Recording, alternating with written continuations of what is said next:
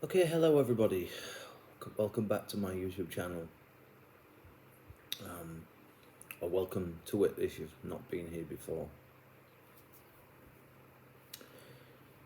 Today I'm going to talk about a topic that's on a lot of people's minds at the moment, in the UK, certainly in England anyway. And it's a topic that is, it's a topic that a lot of people have known about for years, really. Um, it's it's unfortunately been deemed as a taboo topic, which is why it was brushed under the rug for so long. And ultimately nobody wanted to talk about it. And that is the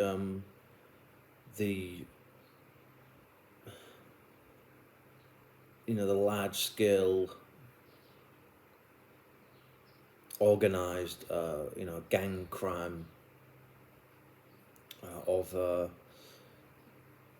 sexual abuse of teenagers, essentially. um, White, from what I can gather anyway, from what little I know about the whole thing. But the vast majority of stuff that I've read on it seems to have been white working class girls. I think more or less pretty much mostly the northern parts of England, but I know that there's been also, I think some of it's happened in the Midlands, and also some stuff has happened down south, I think in London or surrounding London. So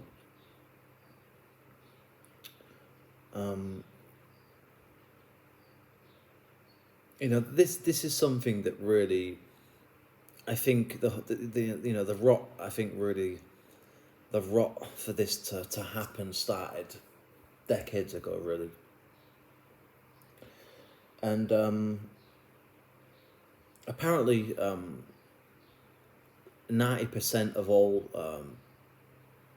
Pakistanis in the UK are Muslim, and apparently they're all of Sunni denomination.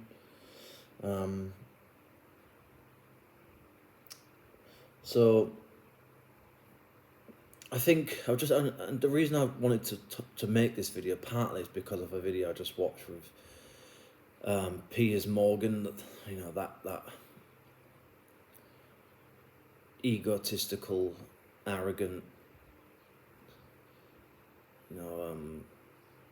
just a really ugly, horrible individual, in my opinion, that shouldn't have any airtime, and is in my opinion a disgrace to journalists and journalism. It really should be. He shouldn't have any place on TV in my role, but that's just me. So I think really the rot in terms of immigration probably set in the 70s and 80s, really. But I don't really think it was until the 90s and 2000s where the consequences of allowing people from certain countries like Pakistan and India and parts of the Middle East, I think started to raise people's eyebrows. Certainly, a lot of natives were probably starting to, ponder on whether this was a good idea or not. And I think really just over the years, I think there has been a bit of a kind of anti-immigrant sentiment, I suppose. Really, there's been a lot of, and I think in some ways maybe rightfully so, suspicion and at least criticism anyway, of certain types of immigrants. It's funny how I don't think I've ever actually seen any issues in the news, mainstream media anyway, about like problems with Buddhists or Sikhs for the most part.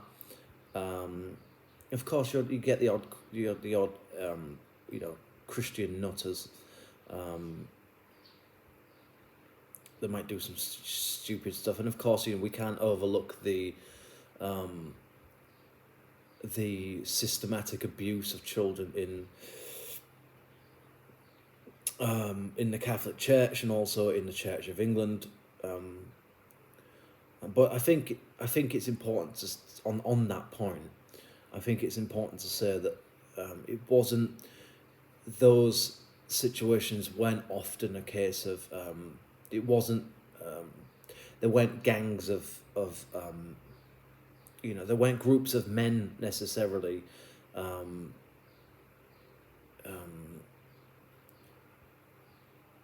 it's not the same thing as this scandal that's in the news at the moment, really. Of course, there were certainly, unfortunately, a lot of children that were being targeted,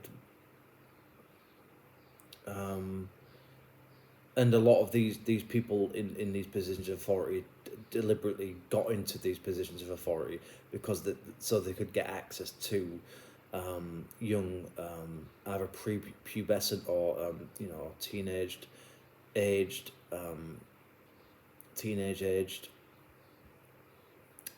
boys and girls, and that is a stain on the UK, and it always will be, and we can't overlook that. We can't just pretend that that's not something that's happened within our own, that's happened in the fabric of our own country, because that's a very real thing that happened, but it wasn't often a case of it wasn't really an organised group or gang of people. It was often a case of unfortunately a few bad apples, and when I say bad apples I mean deeply disturbed, horrible,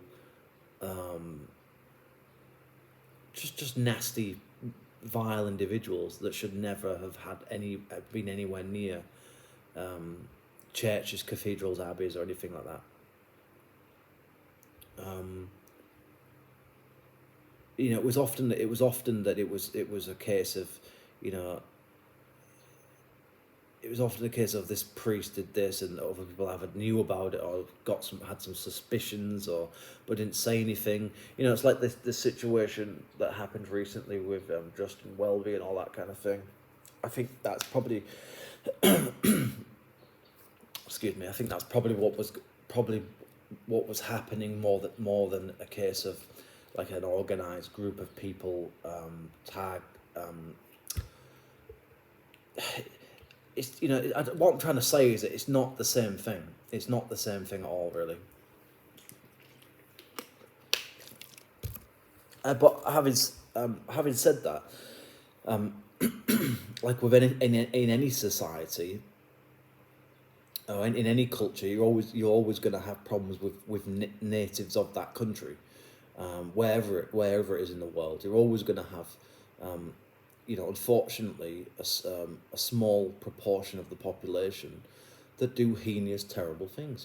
Whether that's the abuse of children or disabled people or committing animal abuse, whether that's committing arson, whether that's committing rape. You're always going to have, just committing murder. You're always going to have a percentage of the population in wherever you are in the world that goes on to do those kind of things, and that's just a reality of human nature, unfortunately. But when we're looking at this situation with the grooming gangs or the rape gangs or whatever you want to call them, that was essentially really an imported issue. Of course, rape's not a phenomenon that just happens. Rape's a phenomenon, unfortunately, a disgusting, horrible thing that happens across the world, in every part of the world. and by all sorts of people, for all sorts of reasons, and of which all of those people should go to jail, in my opinion, probably for the rest of their lives. So no one's saying, oh well, this, why is everyone targeting Muslims in Pakistan? Like, no, we're not saying that this is an issue that rape's that's only an issue that happens, from with groups of people from a particular religion, or because it happens. Rape is something that happens among people from all sorts of backgrounds, races, colours, religions. However, what this issue is a systematic targeting of a very specific demographic, a part and a class target as well. Like Jordan Peterson said in that interview, with people that have all sorts of psychological issues because of the fact that they're like you said, low status, and probably because of the and I am not in any way, shape or form, obviously, justifying any of this at all. Not a single second am I justifying, not at all. All I'm trying to say is that my point is that there's clearly factors here that have led to this issue, and those things need to be talked about, and that's why it was brushed under the rug. That's not why nobody wanted to talk about it, because it's those very factors that need to be addressed. That what was going on here? Why did this happen? How did it happen? And how did it go on for so long, without really anything being done about it? Okay, yeah, of course. A lot of people report stuff to the police. The authorities probably knew at least something about it, because there's evidence of that stuff. There are police reports and things that were told to social services, and local authorities probably knew certain things that were going on because of the relationship with the police and so forth, and probably community centres and schools, and of course people. I think a lot of people probably had an idea that something was going on here. But I think ultimately nobody wanted to talk about it because nobody wanted to lose their jobs through what they would, through this sort of fear of racial profiling thing. I think it's this thing of, if I speak up here, then I'm going to lose my job. I'm going to look, so therefore I lose all my income. I probably get sent to court and probably get sent to jail. That's probably what happened, I think. Or it was a case of that people didn't say anything because either they were involved in it themselves, which is what I think. I personally believe that there's a lot more. I think there's more layers to this. I don't think it's just a case of that it was just Pakistani men. I think other people knew about this. I think other people possibly were even involved with this stuff. And I honestly would not be surprised in the coming weeks, coming months, and the coming years that we find out that people in very high places were probably involved in this. And what I mean by that is are directly involved with these crimes, or at least knew about it and did nothing for years. And I just think that really any in my opinion, anybody that turned a blind eye to this because they wanted to carry on this fairy tale utopian progressive ideology plan of all cultures getting along and everyone turning a blind eye to things for the sake of diversity, inclusion, and progressivism. I think really all of those people should. I think they should all be. I think they should all go to jail for at least 20, 30 years, in my opinion. They should all. I really, and I really do mean that. If anybody that knew about this stuff, or anybody that even had an inclination about it and said nothing about it, didn't raise any suspicions with the police, the councils, you know, the head teachers, whatever it might be, you know, the youth community leaders, whatever, you know, the priests, the imams, whatever, they should all go to jail. Every single one of them. Any police that turned a blind eye to it should be complete. They should be sacked. Should never be allowed to operate within the police ever again, and should go to jail. Councils should go to jail as well. Social workers should go to jail. Lawyers should go to jail for turning a blind eye to it, or for trying to cover it up, or trying to minimise things, or trying to get defending these fucking, sorry for the language, but these fucking monsters, which is what they are.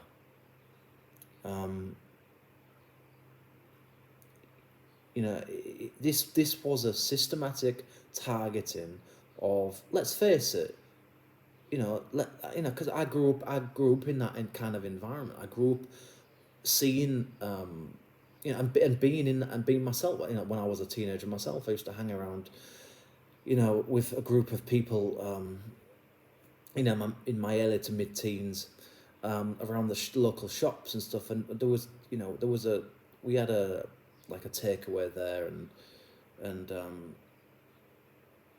you know, a lot of kids used to hang around that takeaway, and I just think that I think to these predators, which is exactly what they were and are and always will be.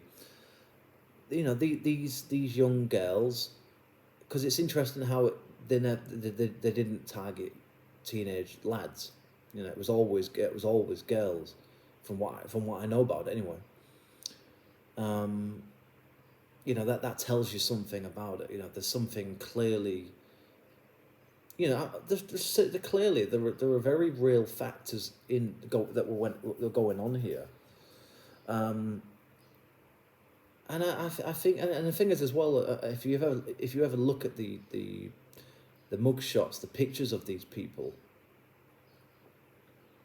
you know, 99.9% of these people are very, very hideously looking. They're ugly looking. So there's something about, I personally think it's something to do with, partly to do with, you know, the way that these people are brought up, in terms of how they're taught about society, their cultures, probably their religion probably has a big part to do with it, in the way that they view women, young women, and certainly teenagers and children. And I just don't think we can overlook those things. I think, you know, people want to conveniently sweep it under the rug and pretend that it's not really about those things. Well, I think it is actually. I think there are issues, you know, and that's why I think that certain immigrants from other countries have settled better into the UK overall. I think it is a socio-cultural probably phenomenon that's led to this, and also the fact that we've had, you know, pretty much since the 60s, 70s, we've had this bombardment of extreme, well, maybe not quite as much extreme then, but gradually more, you know, pushy, liberal, like woke, progressive dominance over pretty much everything, really. And certainly over the last 15 years, 10, 15, 20 years, it's really got bad. But I think really, I think the rot set in really in the 60s, and certainly since the 70s and 80s. I think Enoch Powell was probably one of the first people to be on the ball about this. And he tried to warn people about it, and people didn't want to listen because people wanted to be seen as morally righteous, and they wanted to be seen as victors, like they wanted to be seen as the righteous ones, morally righteous people because of the things that the old ex-colonialists did in other parts of the world, and probably the way that certainly since the 80s and 90s, the way that we've interfered with partly of our own accord, but partly because we kind of got dragged into it because of our relationship with the US and so forth, issues in the Middle East, and so there's just been this ongoing thing of apathy, sort of white guilt. I think that's led into, especially among the more middle classes. I think, and like I said before, I think this whole class issue thing has also been a major factor in this systemic child abuse from Pakistani men, Muslim Pakistani men, which is what they are. And you can say what you want about that, but those are the facts, okay? And the facts are that these men who were Muslims targeted girls, probably from broken homes, because I grew up in that environment, and I know what it was, I know what it is, I know what it looks like, and I know how, unfortunately, sometimes how do I put this? How troubled some of these girls and young lads can be, because I was like that. I was like that when I was a teenager, because I grew up in it. I grew up in that toxicity. I grew up in that dysfunctionality of your parents, whatever it might be, we're abusing alcohol, abusing drugs, or maybe it's a single parent household. And when the reason I'm saying that, and I'm not trying to say that to try and it kind of like, oh well, maybe they deserved it kind of thing. Not at all. Not at all. I'm saying that these children, which is essentially what they were, they were targeted, and they were targeted because of those very things, because these men saw that these girls were vulnerable, and they took advantage of it. That's all it is. That's the reality of it. It's just a group of predators who have very skewed views, and probably is kind of a superiority complex, who look down the noses at these girls because they see them as essentially as just easy pickings, easy prey, I guess. As horrible as it is to say that, but I think that's the truth of it. I think it was just that these men were in a position of influence to these because of the way that they groomed them, as in probably giving them money, giving them drugs, giving them alcohol, and of course these girls fell for it because they were vulnerable, because they didn't have anything back home, or had very little, and were just very deeply troubled individuals because of that, and because of that, these people took advantage of it, because that's what often a lot of humans do. They take advantage of people's weaknesses. Now, of course, most people don't go to that extent, to that extreme, but unfortunately, that is an ugly truth of human nature, and sometimes is an ugly truth of in men in some societies across the world, in some cultures, and by all accounts, it seems to me that in some parts of the world where Islam is the predominant religion, or is the religion, just in general, that girls and women don't have any rights, they don't have any say, and that they are essentially seen as the product of men. And that's why that's why they have to wear the burqa, that's why they don't have any say in anything, and that's why they get beat up and stoned to death, literally, for the smallest of things, and it's. I just think that these men came from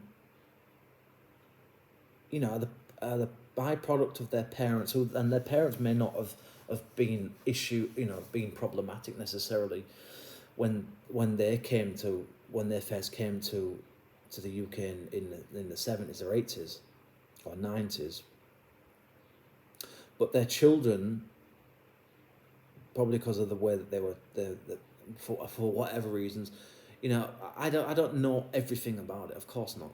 I'm not investigating this whole thing. I'm not a detective or a psychologist or a sociologist or anything like that. I don't know all of these. The makeup of what's. I don't know all the puzzles of all of this stuff. But clearly, it's clear to me. It's obvious even that.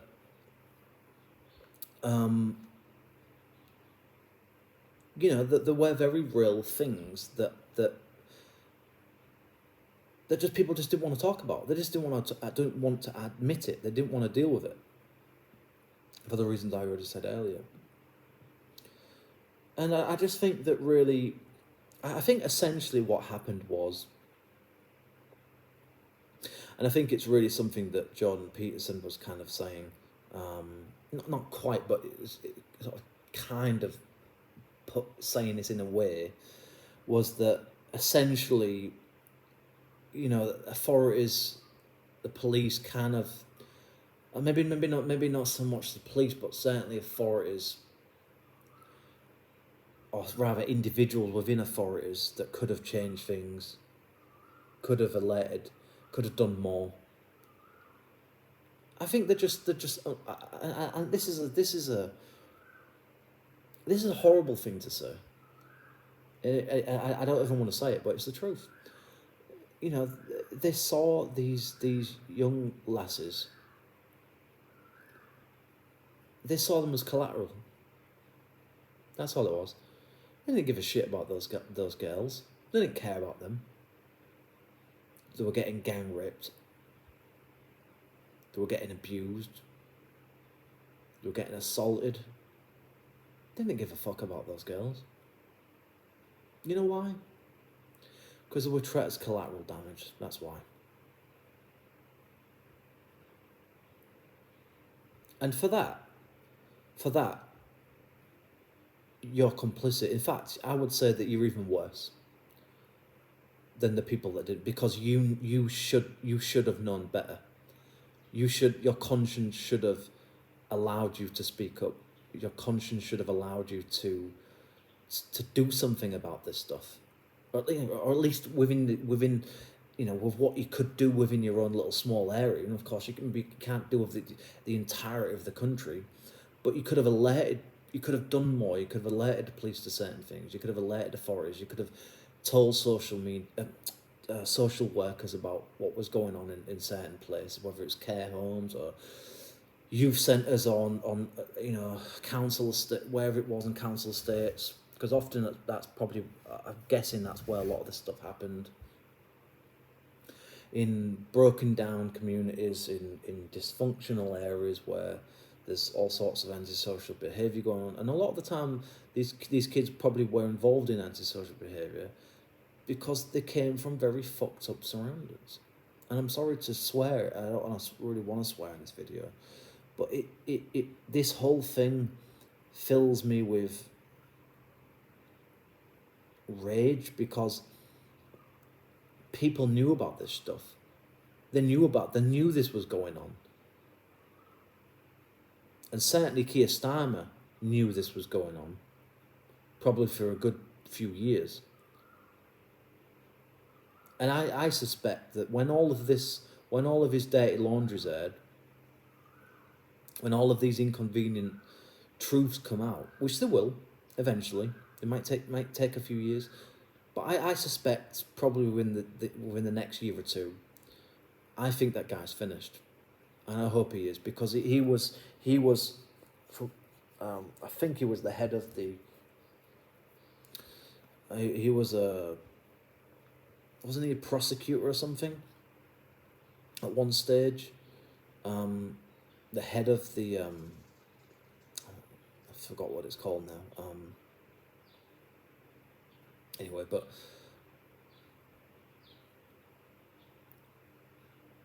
he knew that this stuff was going on, and he knew probably why it was going on,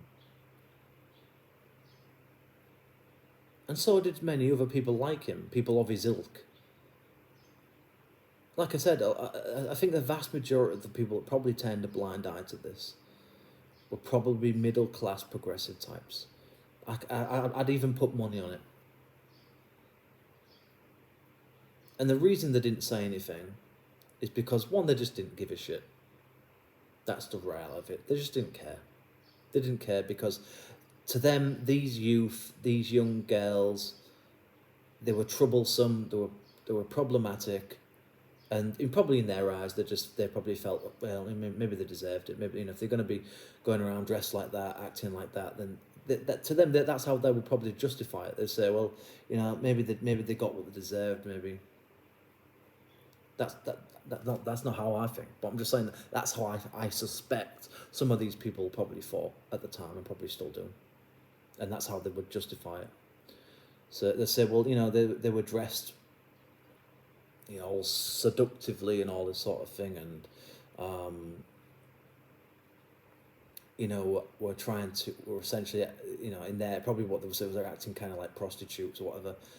It's like, no, they weren't. They were just being teenagers who were being a little bit reckless, like we all are when we're teenagers. We're all we're all tearaways at some point. Most people are, especially if you come from that kind of background. All right. You can't expect teenagers to act all civilized and mature and sophisticated when they haven't come from that backgrounds that have those kind of values and principles under them for the most part. And that's not to say, I'm not by any means saying that all of these girls were perfect innocent individuals. Of course not. But what I am saying is that they were kids, they were children, and because of that, they didn't have role models to look up to. They didn't have They didn't have the guidance. They didn't have the. They weren't pushed right in life. They weren't. They didn't have the. They didn't have the best of upbringings. They didn't come. Probably for most of them, didn't come from healthy environments. And so, what do you expect from people who don't come from a great start in life? Of course they were going to act in certain ways because they don't know any better. They don't know any different. They've got no frame of reference.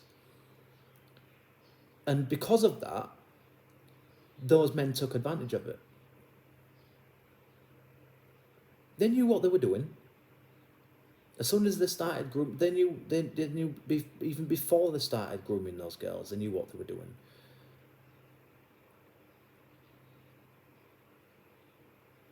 They'd planned this shit. And they'd probably planned it for a long time. And it was a very slow, very progressive process of grooming, to such an extent where these girls thought that they were genuinely having connections and relationships with these I don't want to call them men, because that to me, a man is someone who certainly doesn't do stuff like that. Okay, so I'm not going to call them men. These people were vermin. I'm sorry I don't like using that word, but I don't know what else to say about these people. They were vermin. They were scum. And if I had my way, that every one of those people would be put up against a fucking wall and I'd shoot them. Or I'd hang them. Or I'd burn them alive. Because that's what people like that deserve. These people were scum. Real scum. And do you know what's interesting to me? Is how it's funny how people say, yeah, well, not all people of Pakistani origin or all people that are Muslims from Pakistan, or Pakistani origin, whatever, have, it's funny how none of them have come out and protested and said anything about it. Have you seen any protest? Have you seen any outrage from these people, these moderates, these so-called, the good majority? And that's not to say I am not saying that these people are necessarily bad people. I'm not trying to demonize or stereotype or generalize or anything. But, let's face the facts here. When do you ever see them come out and outrage? Anytime there's a terrorist attack by a Muslim extremist, you never see them. Anytime there's any information about any grooming gang or rape gang, which is what they are, anytime any information comes about these people, which has come out again and again and again and again over the last 10, 15 years, where do you ever see them? You never see them. You never ever see them come out en masse. You might hear the odd voice here and there, you might hear the odd interview with a an activist or something, whatever. But for the most part, you never hear anything. Where's the marches? Where's the protests? Where's the anger? Where is it?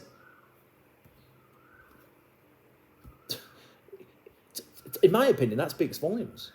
Because that to me says, well, either they just don't care or they're scared themselves. Or they're under control. Either by their imams or the men in their lives, their husbands, whoever. And so if that is the case, which it possibly is, I'm not saying that is, but if it is the case, then we need to have a real serious discussion about what this religion,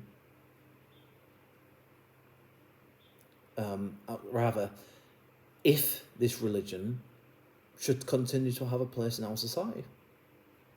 And probably more than anything else, whether we need to start placing bans on people from certain countries.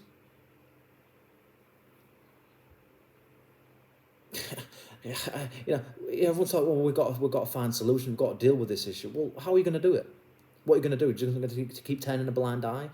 What you think by making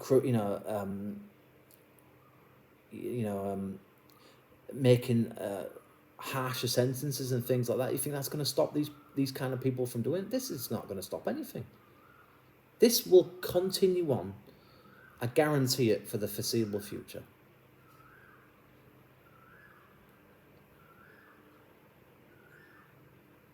I suspect it will anyway.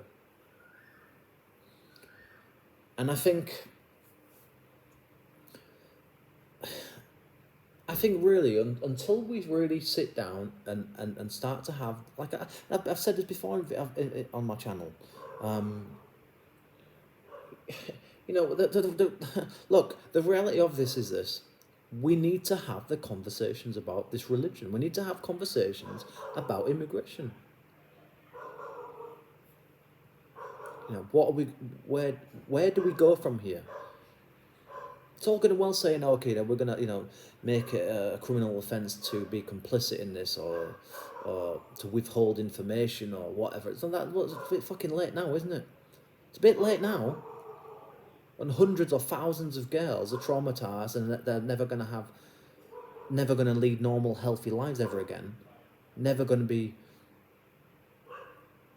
ever going to be completely happy ever again because of the abuse and trauma that they're going to have to deal with the rest of their lives. Bit late now.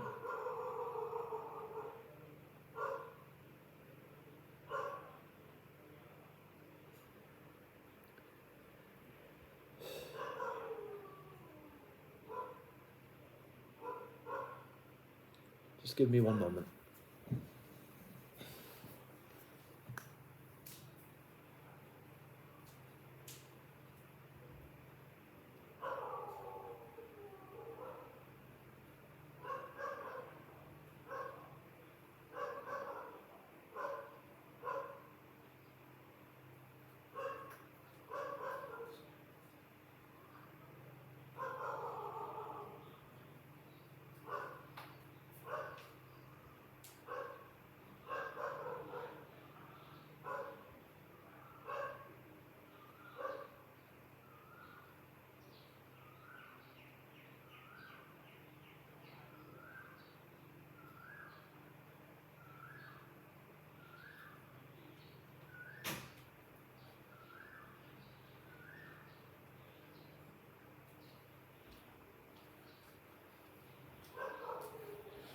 Sorry about that. So, ultimately we're going to have to start to have some very uncomfortable, very fiery, probably, debates from here on out. And we're going to have to start taking some very serious policies about where we go from here as a country. Because if we don't, this is not the last you'll hear of these kind of scandals. They will continue, and I suspect they'll probably continue on anyway for the foreseeable future. I hope I'm wrong. I really do. I really do not want to see any more of this stuff because it's disgusting. And even in my own city in Hull, in England, this stuff's been going on. I think one was about a year and a half, 2 years ago, there was a scandal that was going on in my own city with Muslim men being involved in organised grooming and sexual abuse, whatever you want to label it as. So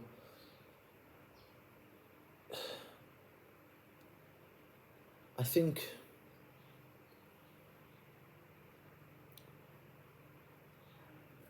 really, I really hope that reform turns out to be the answer to some of these issues, because I think if reform don't deal with this properly, then you will eventually see a real far right or a really serious extreme party gain power probably in the next 15-20 years, which I don't want to happen, because then things will get very, very ugly, and you really will see community tensions and Pandora's box being opened, and you really are opening a very, very seriously problematic can of worms, which you might not be able to close for decades. Because that's essentially what this is really, what's underpinned why this has gone on for so long, is the fact that people in higher positions of authority within police forces up and down the country, within councils, within social services, within the Crown Prosecution Service, various lefty lawyers. I think that what's happened essentially is that they know that this could potentially, and I think John Peters is right when he was, and I thought this myself anyway, again and again and again, that the reason this hasn't been addressed properly is because nobody wants to be deemed to be racist, because apparently that's the crime of the century, even though really we are tribal creatures by nature. But anyway,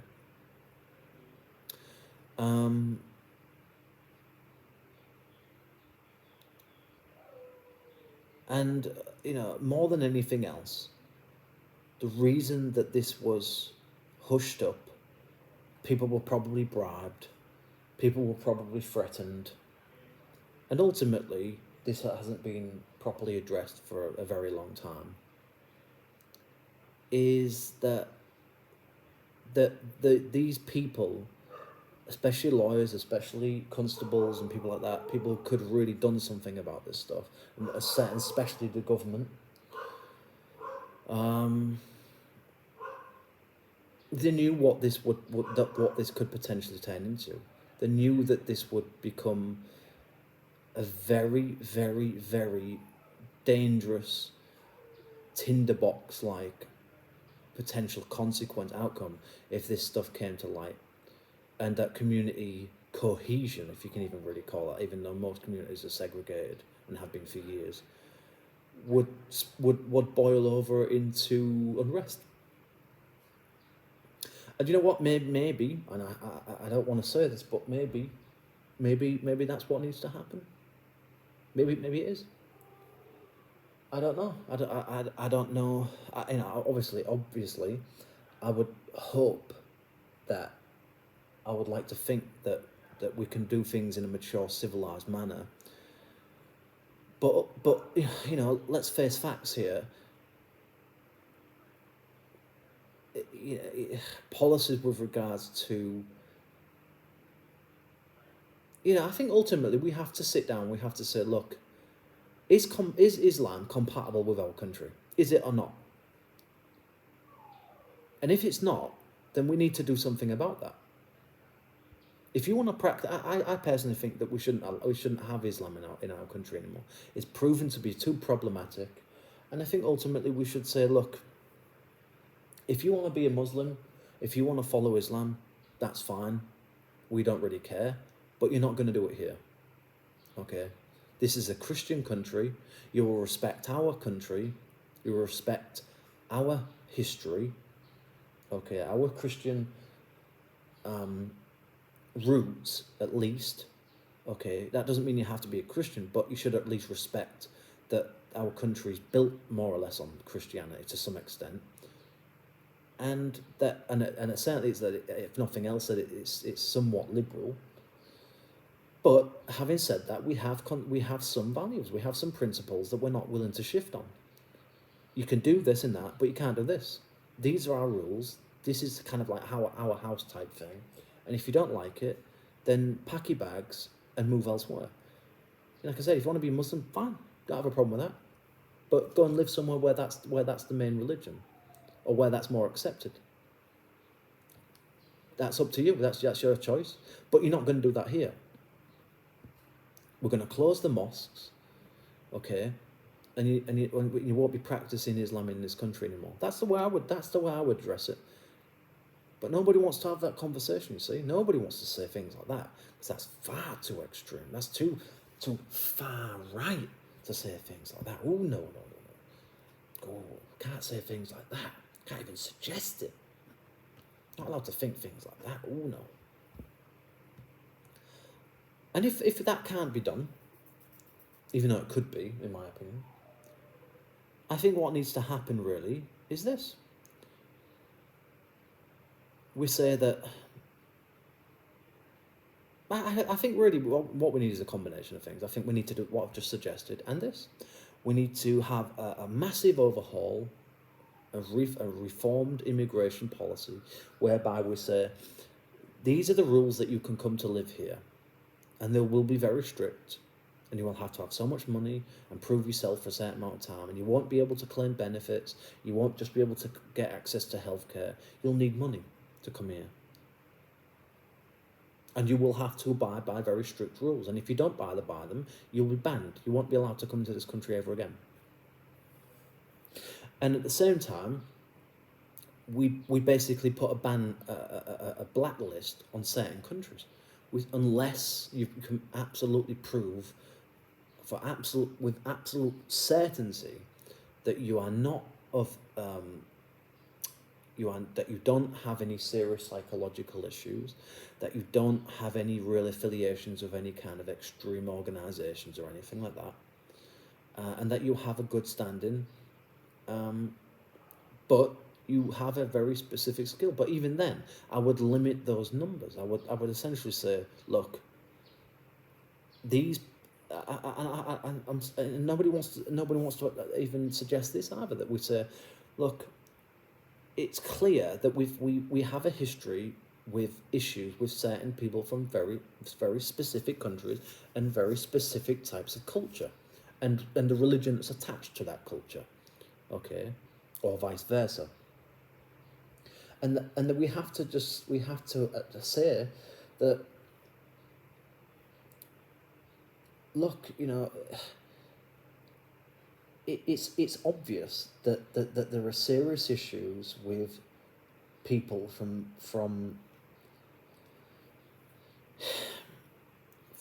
with certain types of views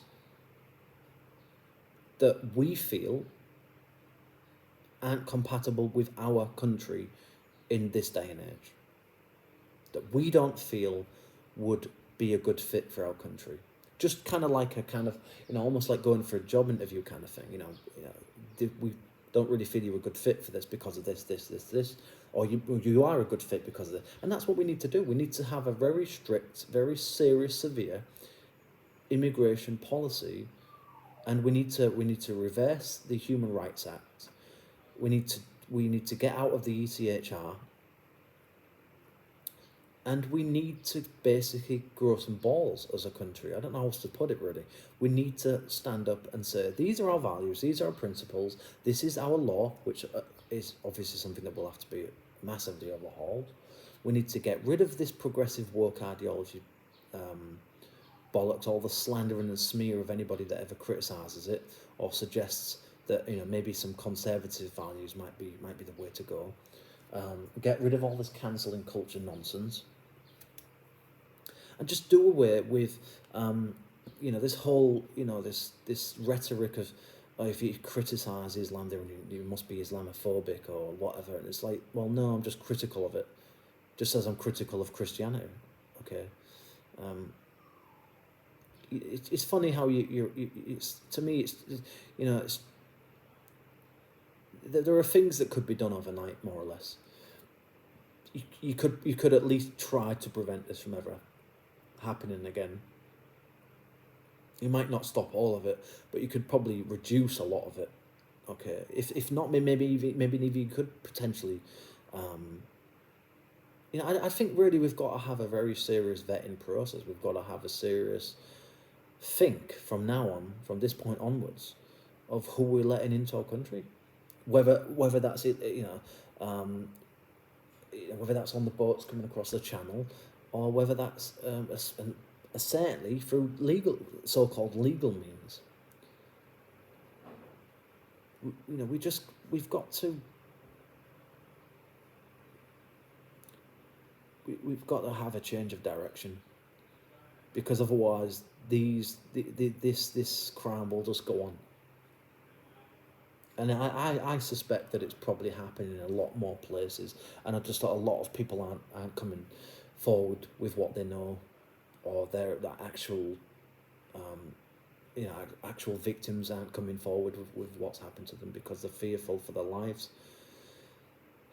or maybe they just can't because they're trapped, or they're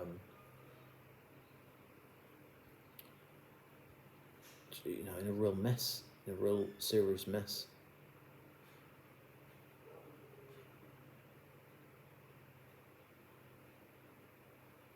So I think, you know, I recommend going and watching that interview between Piers Morgan and John Peterson, at least, you know, for the points that John Peterson makes, because he's a very interesting,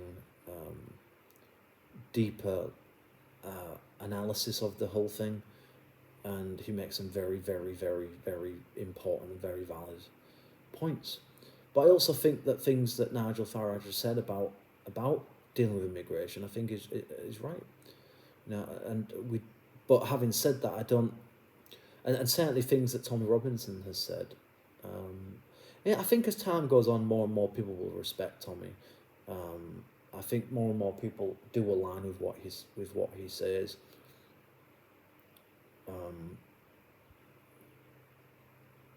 And I think that as time goes on, if this is not addressed, more and more people will start to become actually genuinely xenophobic. They will start to become very anti-immigrant. I mean, it's already kind of been there anyway, under the surface for years, for a lot of genuine reasons. You know, it's not just a case of, I just woke up one morning and I'm bigoted, or, you know, I have some so-called extreme views, or you know, I'm just anti-immigrant, I'm xenophobic for no reason. Or people have got genuine concerns about their communities, sometimes about their neighbours, who can't speak a word of the language that they should be. Are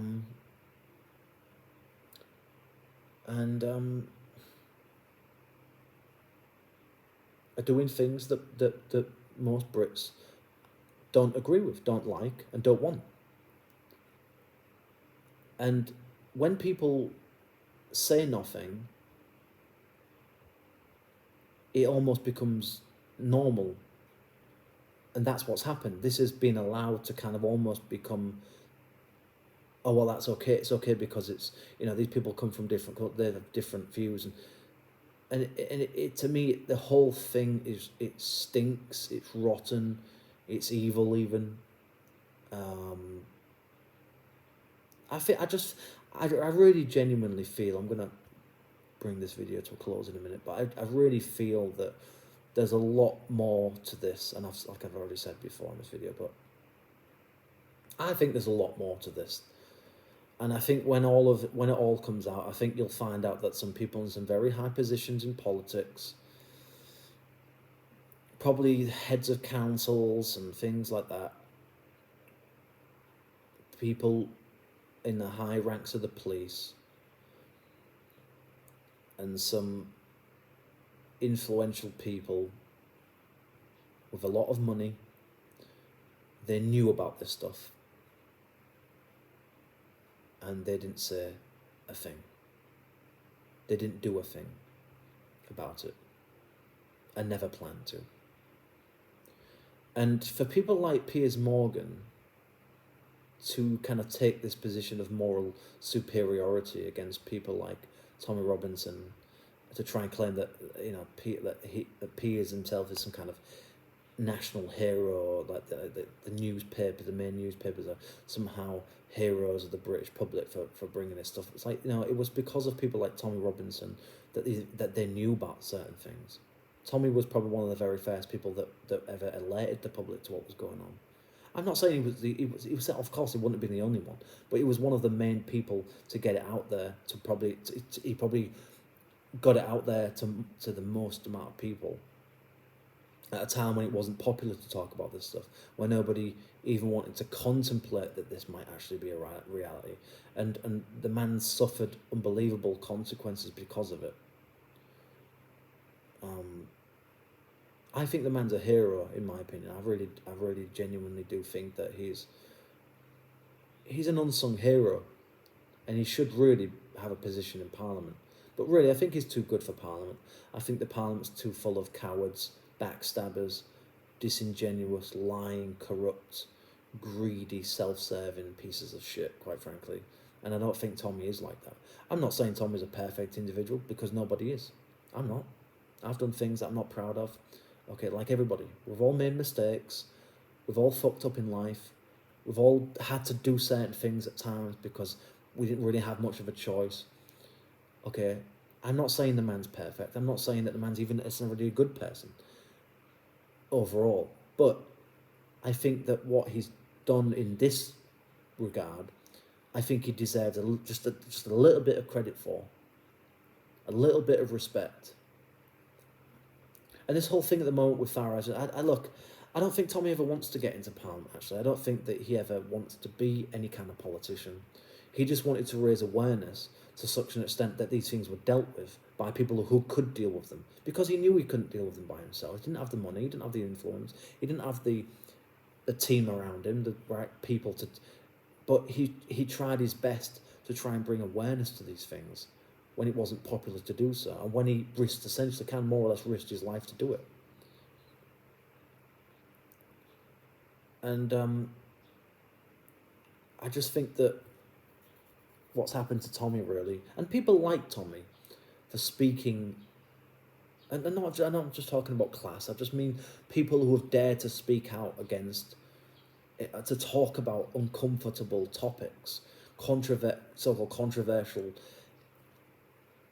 you know, societal, cultural, religious issues in a country, like people like Marine Le Pen, Geert Wilders, people like that, even Katie Hopkins to some extent, people like that, you know, these sort of controversial type figures, but they're only controversial because they've said uncomfortable, ugly truths, which is often the case, where these people often get demonised and stigmatised because of the things that they've said, because people don't seem to like the truth, apparently.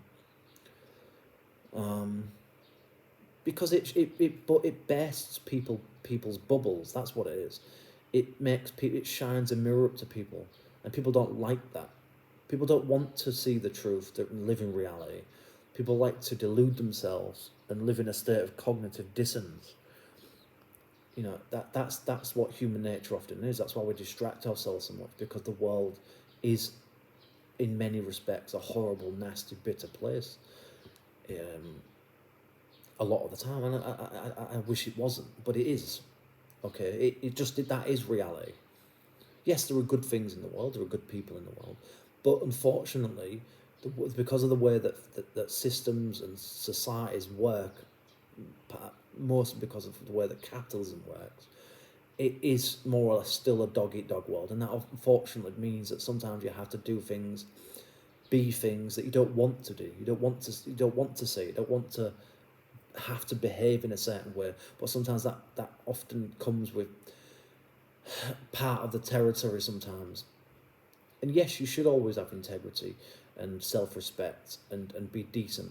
But unfortunately, you're not always surrounded by people that also have those values. But anyway, look, I just want to say this, that, what happened to those girls, in my opinion, is unforgivable. You can't forgive things like that. In my opinion, it's more or less similar to kind of like, it's similar to the kind of, the ills of colonialism, the ills of the Holocaust. Just heinous, awful, unforgivable crimes. I don't know what else to say. It's just, these things are unforgivable, and the people who did these things, certainly the people directly involved, as in the people that actually commit, the perpetrators of these crimes, should never, ever, ever be allowed out of jail. They should sit in that jail until they rot away. And if I had my way, they wouldn't go to jail. They would be killed. I'd bring back capital punishment for people like that. I wouldn't give a shit.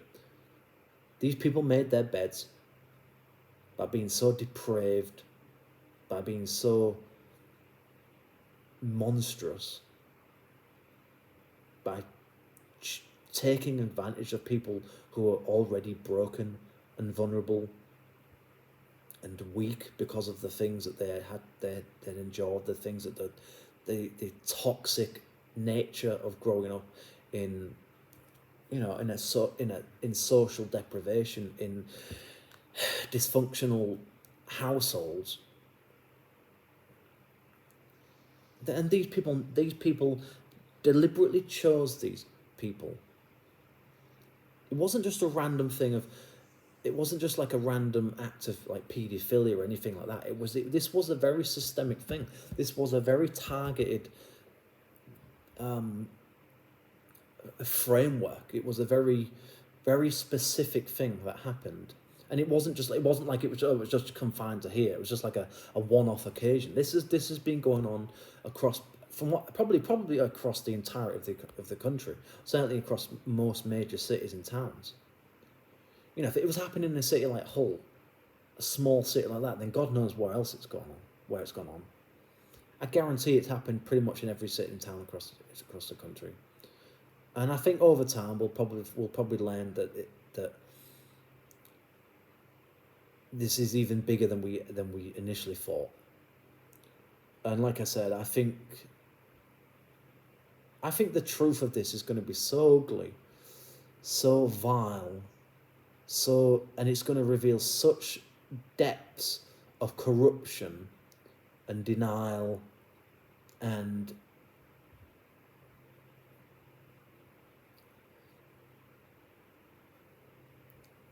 complicit individuals from all sorts of walks of life, that a lot of people are really going to be in some very, very deep shit. And I suspect Keir Starmer will be one of the very first people that gets strung out, hung out to dry. And I personally think he's involved in this. I think he's up to his neck in this shit, I think, personally. I think he knows a lot more. I think he's involved in this a lot more. I don't know why, but I get a very bad vibe from that man. There's something very, very off about him. And I don't just even think that this was just simply covered up because of a fear of being seen as racist or xenophobic. I think there's more to this. I think there's financial. I think that people were getting paid to keep this quiet. And I personally think maybe even to some extent this was even planned. This may have even been deliberate.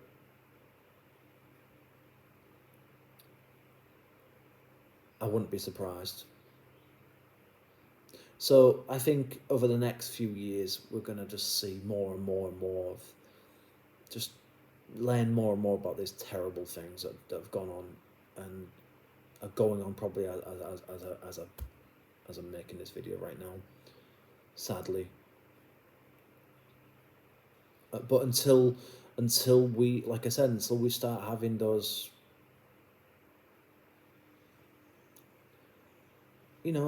uncomfortable conversations that we all need to have about where we are as a country and and certainly where we want to go, what direction we want to take from now on, this won't go anywhere.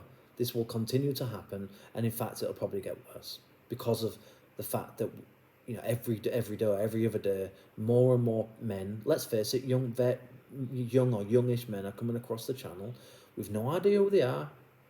We don't know we don't know what their circumstances are, but I can guarantee you that a certain number of those people will go on to get involved in these very same things. I guarantee it.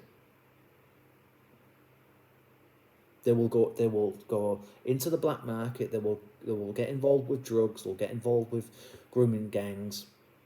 I guarantee it. Yeah, it's inevitable. And I'm not saying that all of those people are bad people or have any intentions of doing anything bad. I'm not saying that. But certainly a number of them will. Because statistically speaking, within any group, you're always going to get bad apples. Always. Like I said at the start of the video, you're always going to have a certain percentage of any native population that's going to be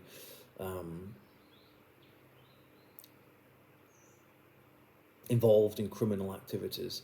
So if you're going to bring in people who you certainly don't know anything about from countries that clearly have issues with inequality and injustice, then of course you're going to have problems. So I expect personally to see more of this stuff go on, more immigrant gangs popping up left, right and centre, getting involved with all sorts of stuff.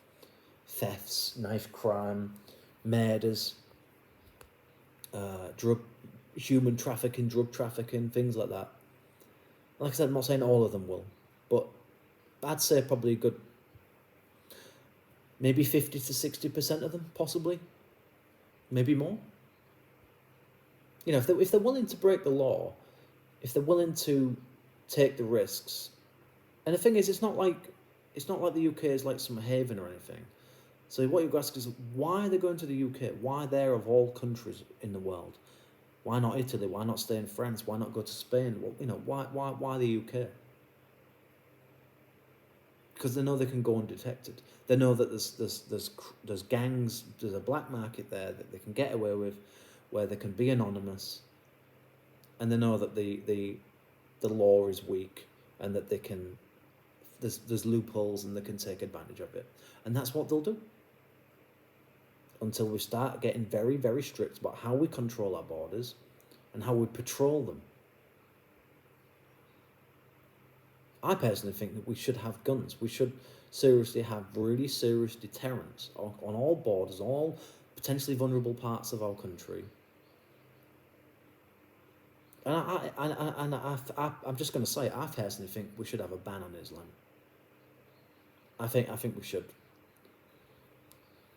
You're welcome to stay if you want to. You can stay in the country if you want, but I just think we should put a ban on it. There are too many problems with it over the years. It's our country. We get to decide the rules, not you. If you don't like it, go home. And when I say home, I mean wherever your parents or your grandparents were originally from.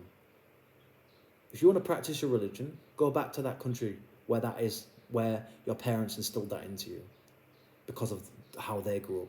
Go back there. Because quite frankly, most people don't want you in the country anyway. They don't like you, they don't want you, and they don't need you. We don't need you. We don't need your takeaways. We don't need your barbers. We don't need your cheap, non-tax paying car washes. Okay? Or your restaurants and things like that. We can get by. We'll do. Thank you very much. There's a thing called the internet. We don't need these people anymore. We never did. We just did it as a favour. We did it because we were trying to be righteous and we're trying to do the right thing because of our ills of the past, even though the vast majority of British people had absolutely nothing to do with it at all. And yet they're, again, treated like collateral damage.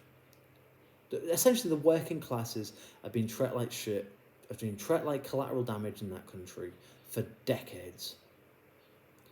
And a lot of these white working class girls were part of that.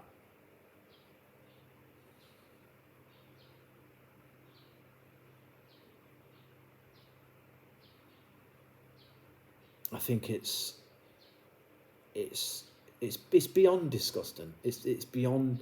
I don't even know what words you can really use to completely, apart from swearing. You know, I don't know what else you can say about these types of people. You know, any kind of child abuse in and of itself, even if it's just one between one person and a child, that in and of itself is bad enough. But when you've got this organised approach to this abuse, and the fact that so many people deliberately turned a blind eye to it, or tried to downplay it, or tried to make out that it was the girl's fault, or tried to push it aside or cover it up. There's just no words for that. Because that to me tells you that you don't value human life, and you don't value the vulnerability of people from broken backgrounds, especially girls who are teenage girls who are vulnerable anyway at that age for various reasons. And to prioritise men from a certain community for the sake of cohesion, that makes me fucking sick.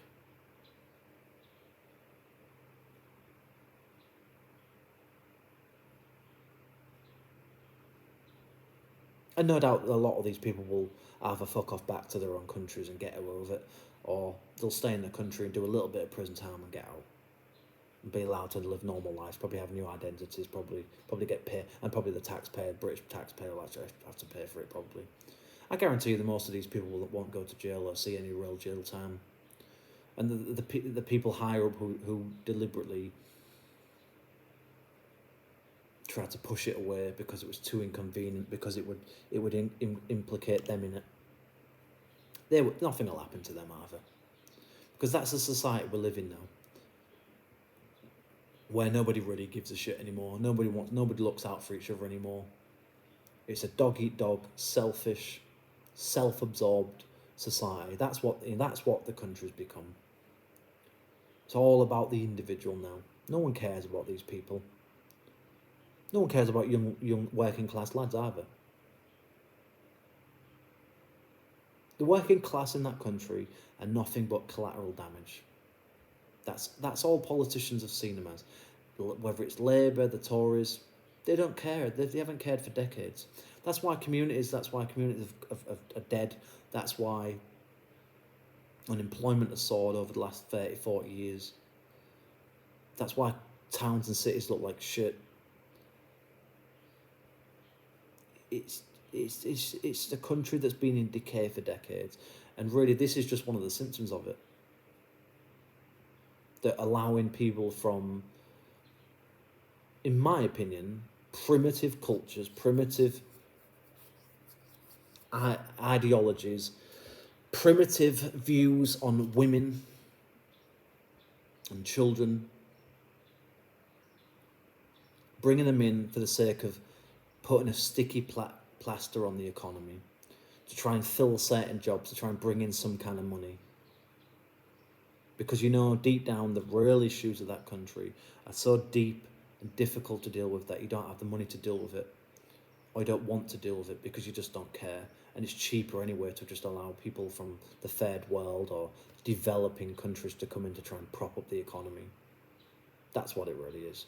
All of this has been damaged.